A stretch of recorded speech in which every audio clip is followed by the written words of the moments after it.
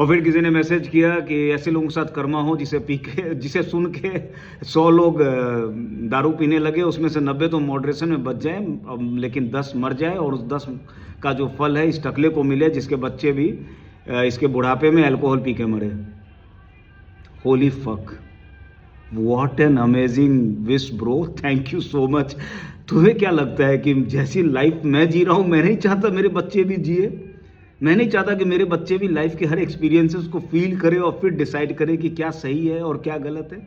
लेकिन बात तुमने गहरी कही और जवाब में मैं तुम्हें एक कहानी सुनाता हूँ। एक ईसाई पादरी हर वक्त परमात्मा की पूजा करता था। उसके बगल में उसका एक पड़ोसी हर वक्त शराब पीता था, जुआ खेलता था, अफेयर्स में था, और यह पादरी सोचता था एक दिन उसे उसका कर्मा का फल मिलेगा, मुझे स्वर्ग मिलेगा, उसे नरक मिलेगा। इत्तेफाक से दोनों एक ही दिन मरे।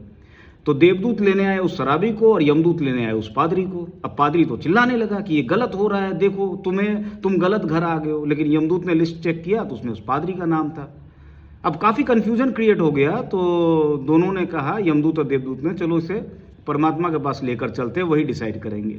जब ये परमात्मा के पास पहुंचे तो पादरी वहीं चिल्लाने लगा, हमेशा गलत करते हो, मेरे साथ हमेशा गलत किया, जिंदगी भर मैंने तेरी प्रार्थना की, तुमने वहां भी मेरी बात नहीं सुनी, पर मैंने मन पे भरोसा रखा कि मरने के बाद तो मुझे स्वर्ग मिलेगा, पर यहां भी तुम मुझे नरक में भेज रहे हो। परमात्मा ने कहा, अब तो चुप हो जा, तेरे चिल्लाने से मैं परेशान हो गया। और किसने कहा था तुझे इतनी प्रार्थना करने के लिए? मैंने तो नहीं कहा था। यह आदमी खूबसूरत है, ये अफेयर्स में रहा है, ये गिटार बजाता है, ये शराब पीता है, हमें जरूरत है ऐसे लोगों की स्वर्ग में। तो तुम इरिटेटेड हो, तुम फ्रस्ट्रेटेड हो, तो तुम्हें क्या लगता है कर्मा फ्यूचर है? तुम ऑलरेडी कर्मा में हो, और अगर तुम मौज में हो तो तुम्हारा अगला पल भी मौज लेकर आएगा। और मृत्यु कोई कर्मा नहीं है मेरे भाई, मृत्यु तो निचोड़ है हमारे जीवन जीने का ढंग का। तो अगर हम आनंद में हैं तो मृत्यु के वक्त हम बड़े ग्रेटफुल होएंगे, लेकिन अगर हम इरिटेटेड हैं, फ्रस्ट्रेटेड हैं, तो मृत्यु के वक्त भी बड़े इरिटेटेड और फ्रस्ट्रेटेड होएंगे।